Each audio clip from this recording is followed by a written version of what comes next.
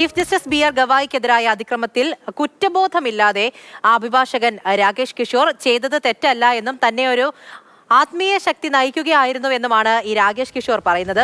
ഇന്നലെ രാവിലെയാണ് കേസ് പരാമർശിക്കുന്നതിനിടെ ചീഫ് ജസ്റ്റിസ് ബി ആർ ഗവായിക്ക് നേരെ ഷൂ എറിയാനുള്ള ശ്രമം നടന്നത്. അർജുൻ പീതാംബരനാണ് വിവരങ്ങളുമായി ചേർന്നത്. Arjun, good morning. ഇയാൾക്ക് പ്രത്യേകിച്ച് കുറ്റബോധം ഒന്നും ഇല്ലല്ലേ? ശരിക്കും എന്താണ് ഇയാളുടെ ഉദ്ദേശം?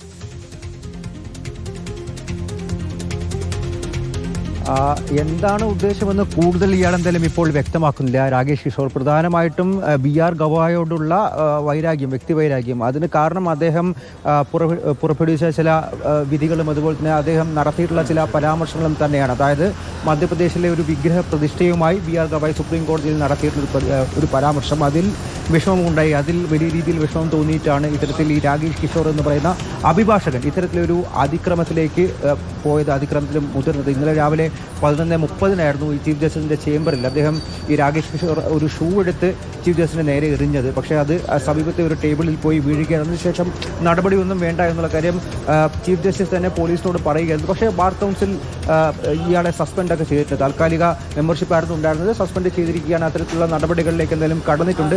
അറസ്റ്റ് പോലുള്ള മറ്റു ഗുരുതരമായിട്ടുള്ള നടപടികളിലേക്കൊന്നും തന്നെ പോയിട്ടില്ല. ഇയാൾ ഇത്തരത്തിൽ കുറ്റബോധമൊന്നുമില്ല എന്ന് മാത്രമല്ല, ദൈവത്തിന്റെ പ്രേരണയാണ് തന്നെ കൊണ്ട് ഇങ്ങനെ ചെയ്യിച്ചത്.